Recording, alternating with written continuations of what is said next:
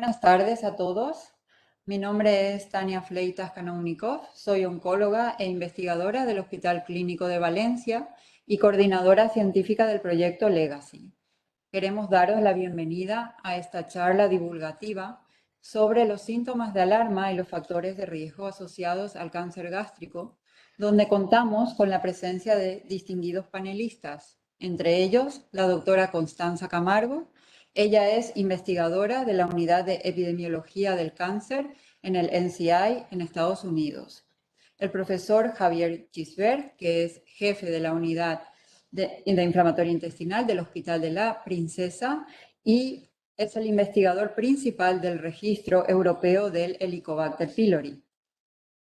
También quiero pedir disculpas al profesor Andrés Cervantes, jefe de servicio de oncología y el director de INCLIVA, que también tenía previsto moderar esta sesión, no va a poder unirse porque le ha surgido un imprevisto.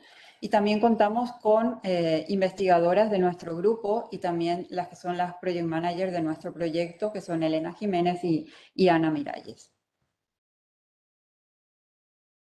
Esta reunión la hemos estructurado en 5 bloques. Una primera reseña al proyecto Legacy, tras la cual queremos comentaros lo que es la encuesta que tenemos preparada, y esto es de libre, o sea, seguramente cuando hicisteis la inscripción os enviaron directamente al link para responder a una encuesta, y esto nos ayuda a nosotros a entender cuánto se sabe sobre el cáncer gástrico y a darle una difusión. Este es uno de los objetivos que tiene nuestro proyecto.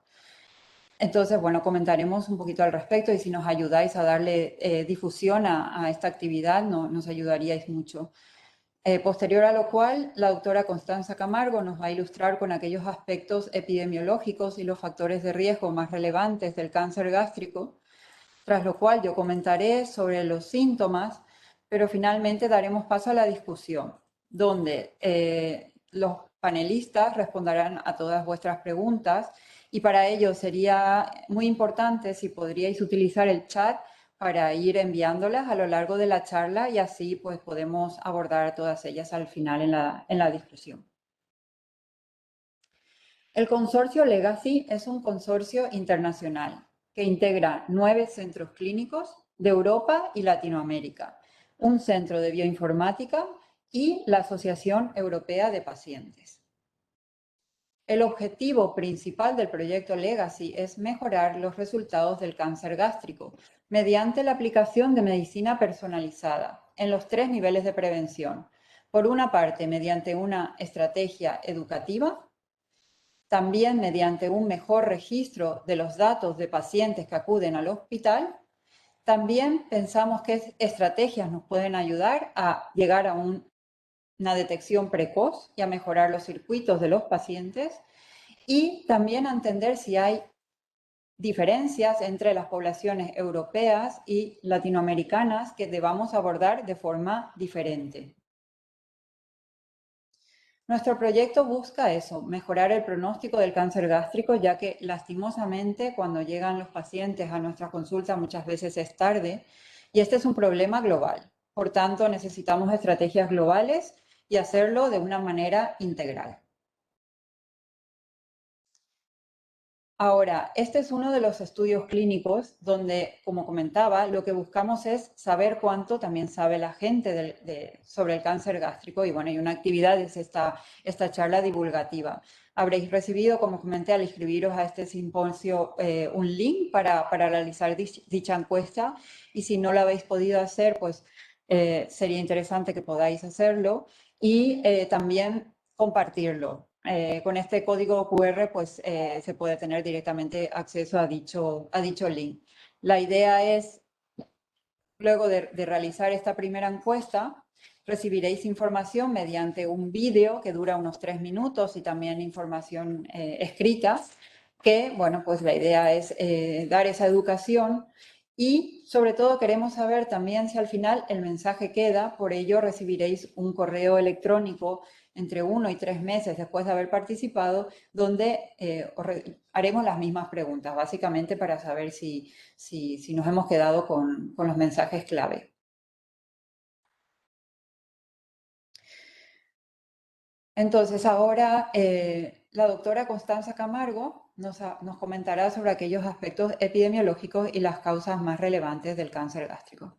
Constanza, cuando consideres. Gracias, Tania. Buenas tardes para todos. Un placer estar con ustedes en esta jornada informativa. Si eres tan amable, la siguiente diapositiva. Esta es una representación del número de casos nuevos de cáncer de estómago para el año 2020 y está ajustado por población. En general, el cáncer gástrico de estómago es un problema de salud pública importante en el mundo y como lo observan ustedes en el mapa, los sitios, las áreas geográficas que están más afectadas son las poblaciones asiáticas, particularmente China, Corea y Japón. Tenemos algunas áreas de alta incidencia en el este europeo y en algunos países de Centro y Suramérica. El número de casos que se diagnostican anualmente en el mundo es aproximadamente de 1 millón y desafortunadamente, dado que el diagnóstico se hace de manera tardía, el número es muy similar. Son aproximadamente 700,000 personas que fallecen anualmente por esta enfermedad. Siguiente, por favor.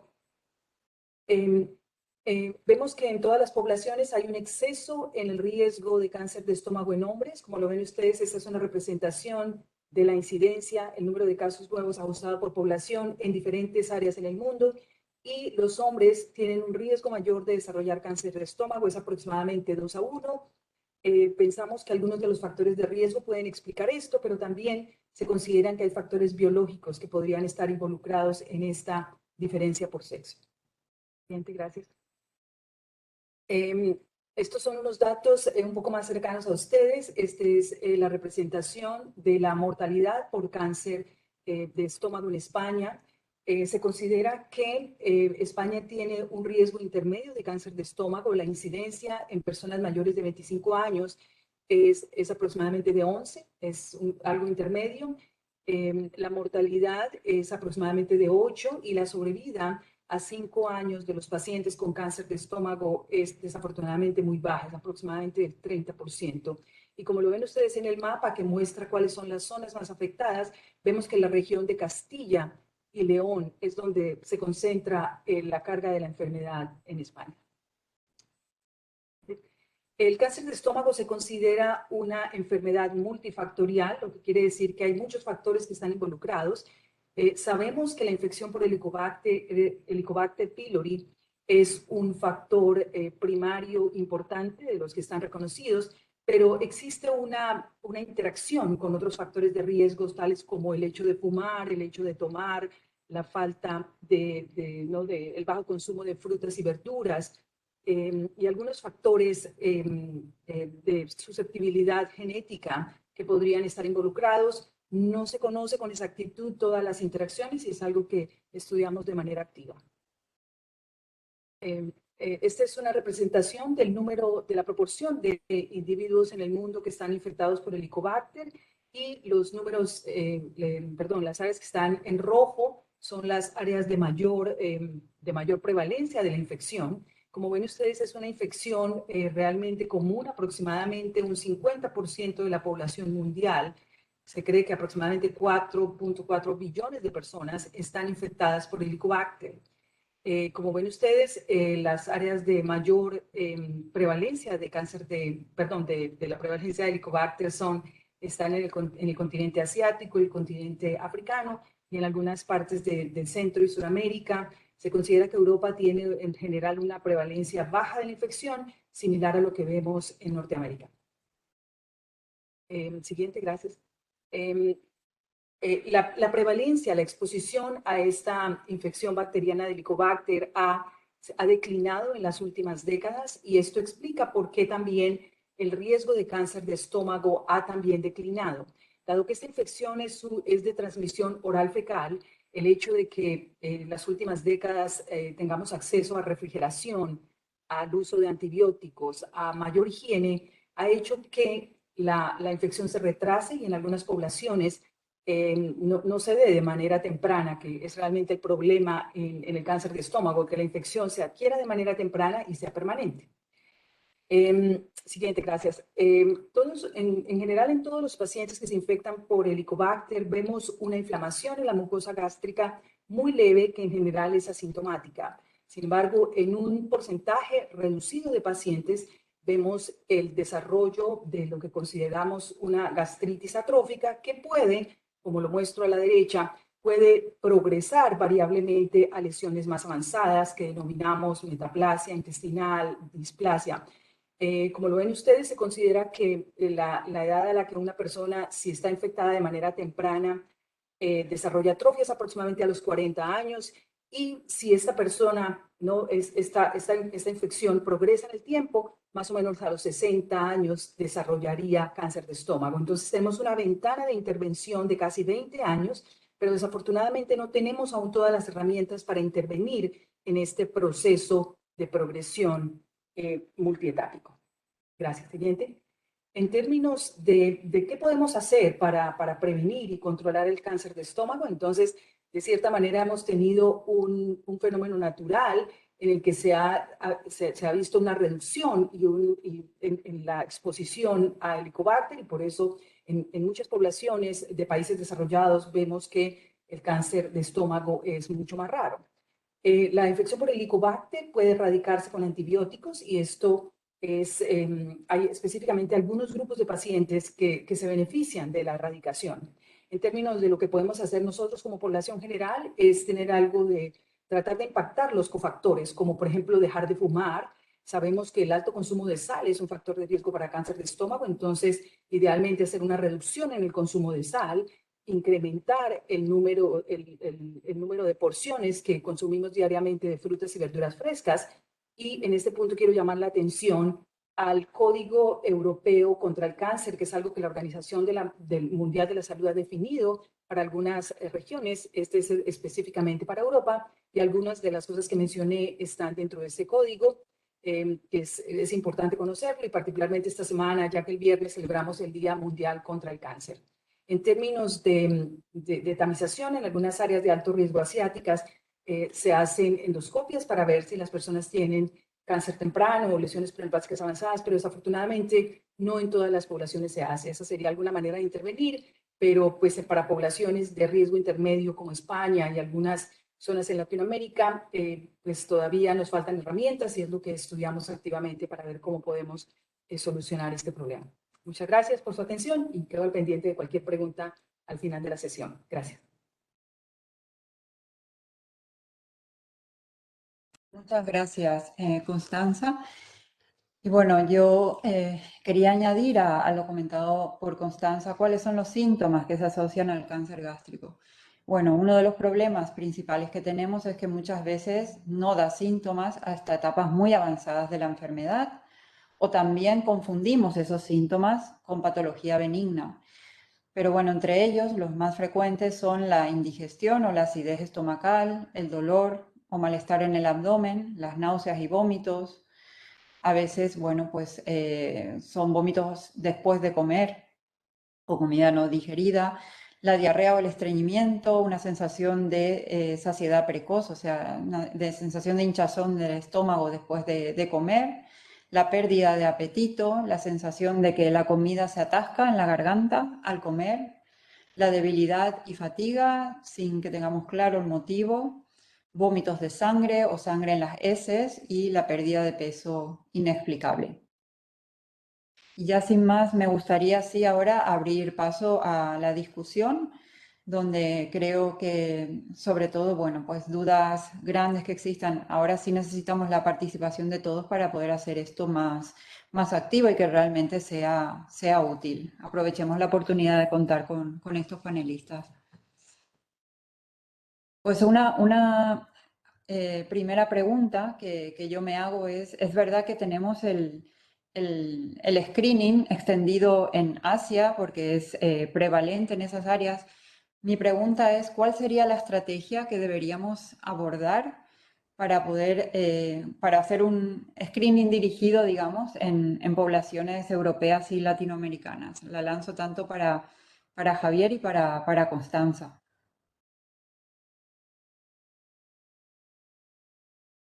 Bueno, quizás si me permitís, yo empezaría diciendo, bueno, buenas tardes a todos. Lo primero, un placer poder estar aquí compartiendo mesa con estos profesionales y con todos ustedes, por supuesto, también.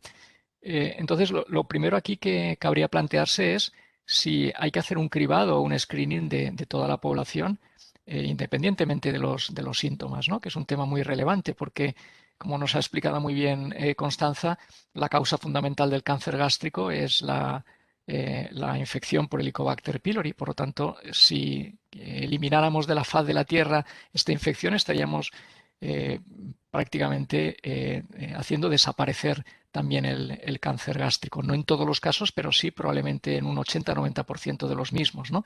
Entonces, para hacerlo breve, una primera sugerencia podría ser hacer un cribado de infección y ver qué personas, no pacientes, porque la mayoría están sin síntomas, tienen esta infección y, por tanto, dar tratamiento erradicador, que es el nombre que se da, el tratamiento para matar esta bacteria en estos pacientes infectados. Claro, eso supondría que, como nos ha dicho también muy bien Constanza, aproximadamente la mitad de la población del mundo está infectada y en España, por poner un ejemplo, pues aproximadamente también, quizá no un 50, pero a lo mejor un 40% de infecciones. Eso quiere decir que en todos estos millones de personas detectaríamos la infección, habría que dar un tratamiento con los consecuentes efectos secundarios, con el coste económico que eso supone, con el desarrollo de resistencias y por tanto hay que saber medirse muy bien. Probablemente el futuro esté más bien en el desarrollo de vacunas tan de moda actualmente que estamos desde hace ya muchos años intentando lograr el desarrollo de estas vacunas mucho más complicadas sin duda que para, por ejemplo, el COVID o, por ejemplo, la gripe. Entonces, con esto lo que quiero decir es que no es tan sencillo como decir, bueno, pues hago un cribado, estoy hablando de la infección de Helicobacter en concreto, ¿eh? Hago un cribado, es decir, un diagnóstico a todas las personas, en aquellos que están infectados le doy tratamiento erradicador y de esa manera elimino la posibilidad de cáncer gástrico. Eso no es tan sencillo y a día de hoy, al menos en los países con una frecuencia, digamos, intermedia o baja, como pueda ser España, eso no estaría recomendado. Otra cosa bien distinta es en aquellos países, como también Constanza nos ha explicado muy bien, como pueda ser Japón, que es un ejemplo paradigmático donde la frecuencia del cáncer gástrico es altísima y en esos casos sí que probablemente merece la pena y está establecido el hacer una especie de diagnóstico inicial. Gracias. Eh, Estás, Tania, yo creo que silenciada, al menos yo no te oigo. Cierto. Javier, gracias. Quería añadir una pregunta sobre el tema y es, o sea, ¿tratamos igual? O sea, ¿el tratamiento es igual en todos los países o debemos, por ejemplo, hacer caso a las resistencias? ¿Eso de qué manera impacta? Y debemos hacer un seguimiento, por ejemplo, a un paciente que haya recibido un tratamiento del Helicobacter, ¿es suficiente o hay que hacer un seguimiento? Pues es una muy buena pregunta porque es muy práctica, de verdad. La respuesta claramente es que no lo hacemos de la misma manera. Hay una enorme heterogeneidad. Parte de esa heterogeneidad es lógica porque, como tú apuntas, la bacteria no es la misma en todos los sitios, tiene resistencias distintas en un país y en otro y eso justifica que debamos adaptarnos a ese tipo de resistencias. Eso quiere decir que tenemos que estudiarlas y que tenemos que basarnos en los resultados que son locales, no se pueden extrapolar de un sitio a otro. Si aquí la resistencia al antibiótico determinado A es muy baja, pues es un buen antibiótico. Sin embargo, en Japón puede ocurrir justamente lo contrario.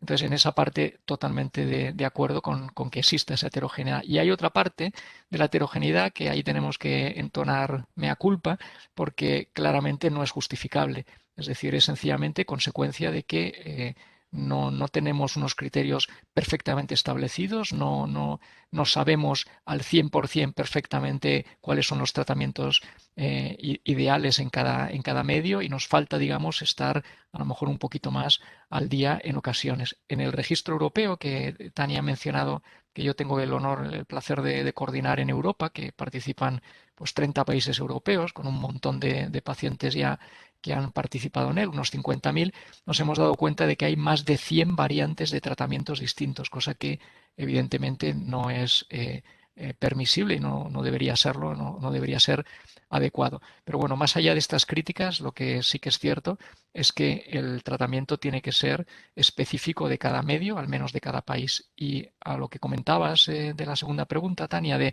si se debe confirmar, sin duda. Existe un consenso de que sí debemos confirmar la erradicación. Erradicación es el nombre que se da para nombrar, digamos, o el matar esta bacteria, sí que debemos confirmarlo siempre, porque es la única manera que tenemos de saber si el paciente realmente hemos sido capaces de eliminar esa infección. Y afortunadamente, aunque luego podemos hablarlo con más detalle si hay tiempo, hay métodos diagnósticos que son sencillos, que no son agresivos y que no requieren ni siquiera hacer una endoscopia. Por lo tanto, si no son caros, no son agresivos y de esa manera manejamos mejor la infección de nuestros pacientes, sin duda deberíamos hacerlo en todos los casos. Una pregunta que a veces también surge es, si uno hace un tratamiento, consigue la erradicación, ¿puede volver a infectarse por el Helicobacter?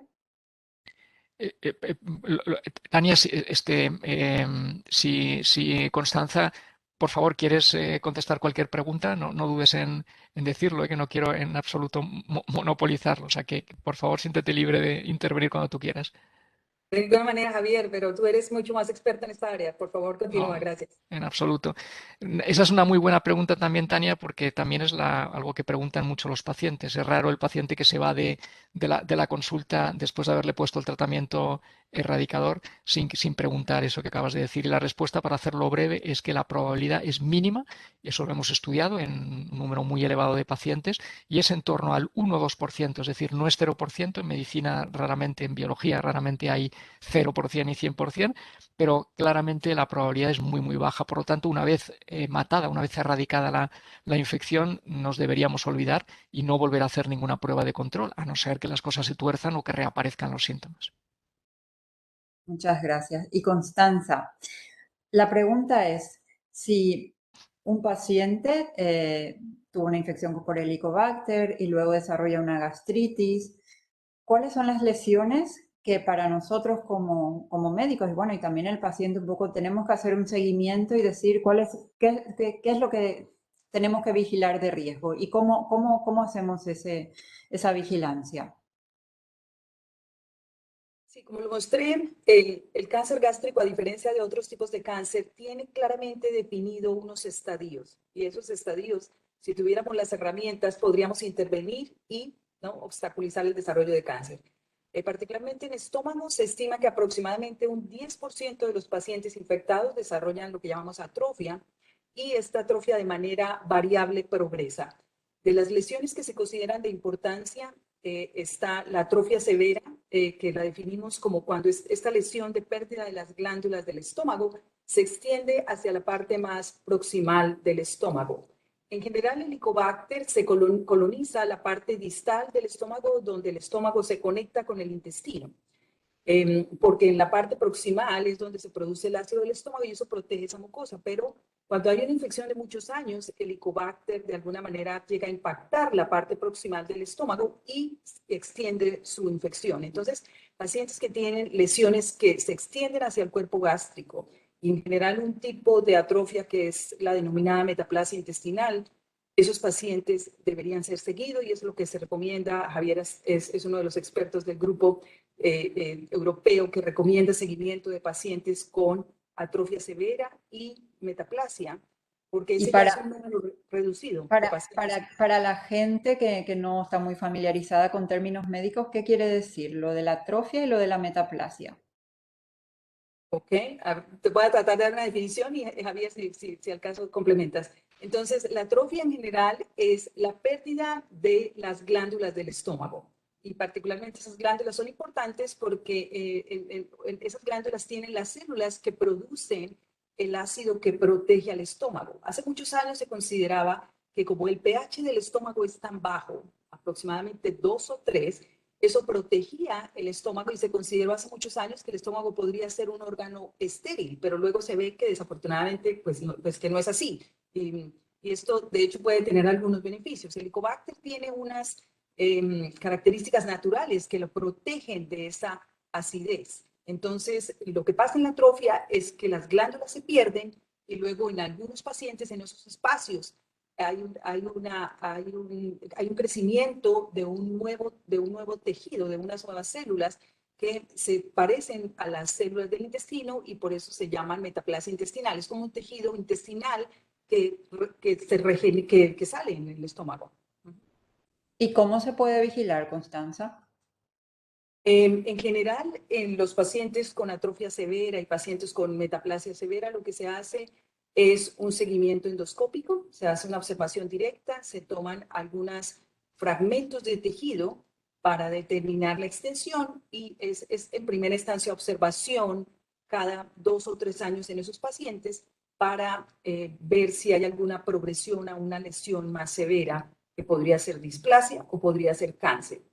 Es importante mencionar que el cáncer diagnosticado de manera temprana es curable y es lo que se observa en los países asiáticos, particularmente de alto riesgo, en Japón y en Corea.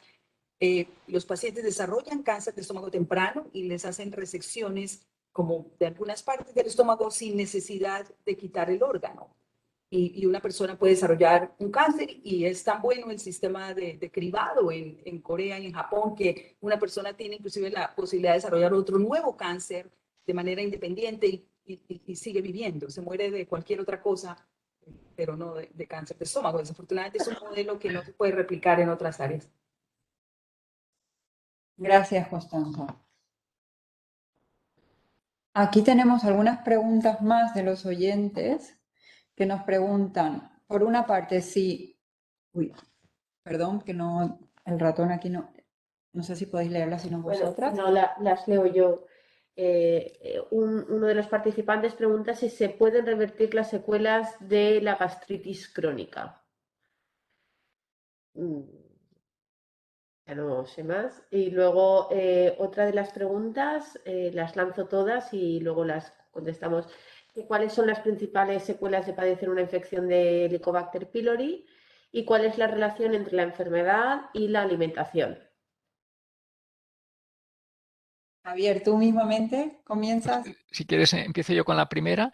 Es un tema también muy interesante porque no es todo o nada, es decir, las fases precoces, en las fases precoces de la infección, donde Helicobacter pylori todavía ha causado unas lesiones, digamos, más tenues, más leves, que son la gastritis y como mucho la atrofia, que como Constanza nos explicaba muy bien, es cuando se pierden esas glándulas que son capaces, que tienen las células que segregan el ácido clorhídrico del estómago.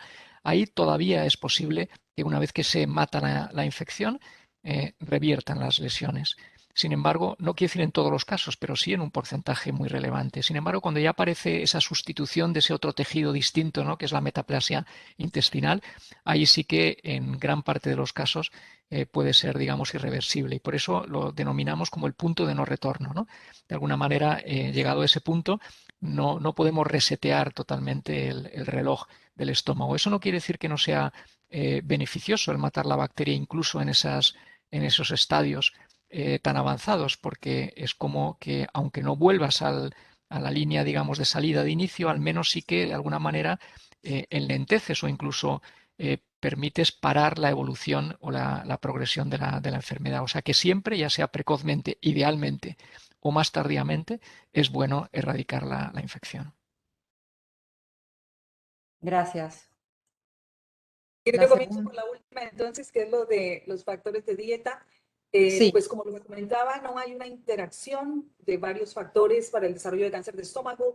De las cosas que están claramente comprobadas es la sal. El alto consumo de sal realmente lesiona la mucosa del estómago y existe una clara interacción con la infección por Helicobacter. Hay algunos ensayos en animales, particularmente en ratones y en gerbills, que muestran que en altos niveles de sal a nivel del estómago, el Helicobacter puede llevar a una inflamación mayor.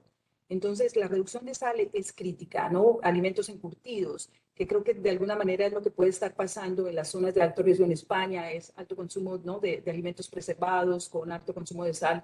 Lo vimos en Japón, ellos tienen un programa nacional de reducción de cáncer, de sal, y se vio una reducción, impactó en la incidencia de cáncer de estómago en Japón. Entonces, realmente esas es de las cosas en las que ojalá pudiéramos intervenir. En términos de frutas y verduras, es algo que se considera que no una dieta saludable, realmente con altos niveles de antioxidantes puede ayudar. El alcohol, los estudios más nuevos muestran que tal vez sí está asociado al cáncer de estómago, particularmente en consumos bastante altos, ¿no? Obviamente el estómago es este reservorio de comida y pues obviamente ahí pasa un poco de tiempo la comida, entonces, claro, está en exposición directa a la dieta. Vale. Y otra pregunta que nos hace Inma es, ¿desde qué servicio o departamento se gestiona el seguimiento de estos pacientes con atrofia o metaplasia? ¿Quién gestiona el circuito? ¿Es el médico de atención primaria? ¿Es el especialista en digestivo? Supongo que va a depender también de qué país, ¿verdad? Pero por lo menos aquí en España, Javier, ¿nos puedes comentar? Sí, depende no solo del país, sino incluso de la comunidad o incluso del medio y cómo lo tengan organizado. El médico de atención primaria en muchos sitios puede, y yo creo que debe, pedir las pruebas, las exploraciones endoscópicas, la gastroscopia necesaria para tomar las biopsias y diagnosticarlo. Y por lo tanto, él puede hacer perfectamente el seguimiento si lo considera oportuno. En otros centros, los pacientes se derivan siempre al especialista de digestivo en la mayoría de los casos para realizar la endoscopia, para indicarla, de hecho, y por tanto normalmente él es el que ve los resultados y por tanto el que termina haciendo el seguimiento. Yo creo que la respuesta es cualquiera que esté capacitado y habitualmente suele ser el médico de atención primaria o el gastroenterólogo de forma indiferente. Gracias. Un punto que creo que es importante que no hemos discutido y es para personas que tienen familiares con cáncer de estómago, se sabe que no tiene, está en riesgo mayor.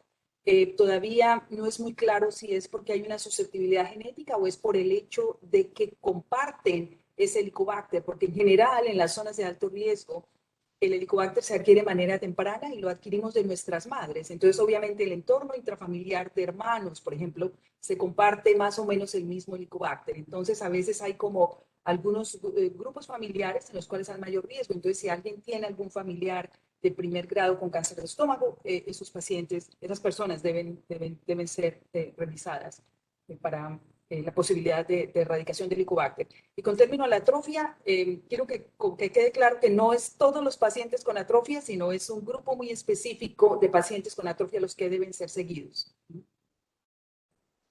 Gracias, Constanza. Y añado a tu comentario que, bueno, la charla la hemos centrado un poco en el cáncer en el cáncer gástrico esporádico, donde podemos intervenir en los factores de riesgo, pero hay un subtipo de cáncer gástrico que es el hereditario, que no hemos centrado la charla aquí, que es justamente el que viene vinculado a una alteración genética y se hereda, que aparece en personas jóvenes, pero bueno, más que nada queríamos hoy darle un hincapié a qué podemos hacer.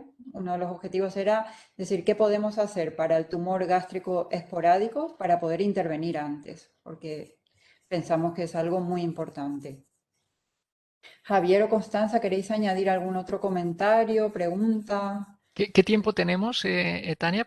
Recuérdanos, por favor, para medirnos un poquito, más o Yo menos. creo que más o menos entre 5 o 10 minutos más y cerramos. Vale, pues hay una cosa que sí que querría añadir y es, claro, los oyentes, los pacientes habrán oído que los síntomas son, pues como tú has explicado muy bien, Tania, muy inespecíficos. Quiere decir que los comparte pues fíjate, cansancio, sensación de plenitud o de hinchazón. Bueno, pues ¿quién no ha tenido eso realmente? Y claro, eso por una parte hay que estar vigilante, pero por otra parte no podemos, digamos, sembrar el pánico y que todo el mundo piense que cuando tiene eso tiene cáncer. Entonces, ¿cómo se diferencia? ¿Cómo lidiamos con eso? ¿No? Entonces, lo primero es destacar que una cosa son los síntomas puntuales o de poca duración y otra cosa es cuando ya una cosa es más persistente. Eso es un dato, digamos, más importante. Y otro es que el cáncer gástrico, como la inmensa mayoría de los cánceres, aparece fundamentalmente en personas con una edad más avanzada. Entonces,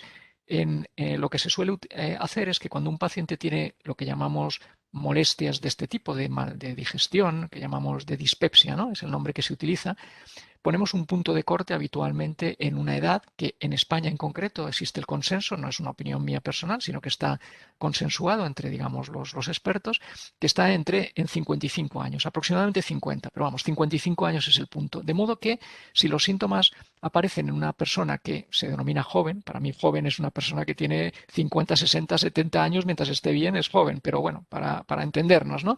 Menos de 55 años, pues ese paciente tiene una muy baja probabilidad de tener un cáncer gástrico y por tanto el manejo que se hace es diagnosticando la infección por Helicobacter pylori con un método que llamamos no invasivo, que es pues, una prueba del aliento, que es soplar en un tubito, o otros métodos como un test en heces, por ejemplo, ¿no? Que no necesita hacer una endoscopia. Sin embargo, cuando el paciente, sobre todo cuando son síntomas de reciente aparición, no son síntomas que tiene desde hace 30 años, porque si tiene síntomas desde hace 30 años, seguro que no va a ser un cáncer, porque si no, ya estaría enterrado.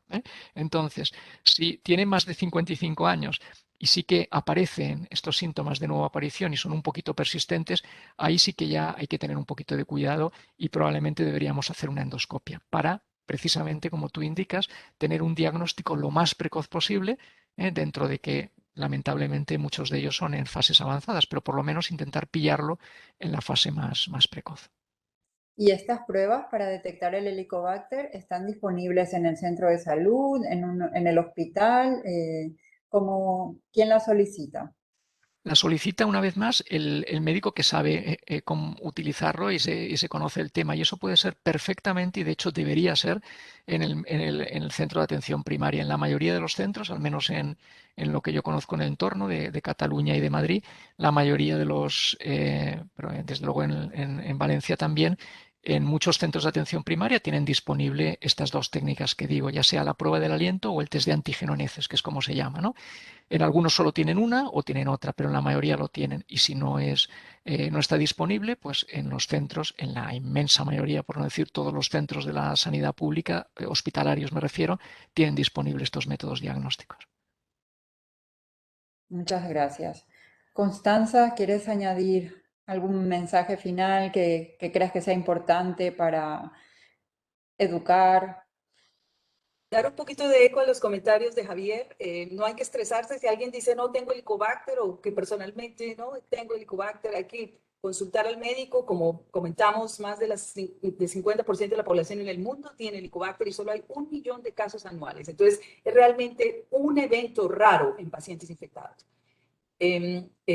Llamar la atención nuevamente al Día Mundial del Cáncer este viernes, tratar, ¿no? Por favor, revisen en internet el código contra el cáncer. En algunos pacientes, como lo comentó Javier, que están por encima de los 55 años e indica endoscopia, revisar con su médico sobre la posibilidad de que para esa edad ya sería bueno hacer un cribado para cáncer de colon. Entonces, a veces es bueno como si pudieran hacer los 2 exámenes de una vez. Entonces, consúltelo con su médico si es pertinente en su momento, porque el cáncer de colon es un cáncer que realmente es mucho más frecuente que el de estómago. Entonces, por favor, tenerlo siempre en mente. Hacer también las mujeres su cribado para cáncer de seno con mamografía. Entonces, no olvidarnos de que afortunadamente para algunos cánceres podemos hacer algo, para otros todavía estamos en investigación, pero tratar de disminuir su riesgo con el consumo de sal, mucho más frutas, más ejercicio, ¿no? Por favor, revisen el código del cáncer. Gracias. Gracias. Javier, un mensaje final.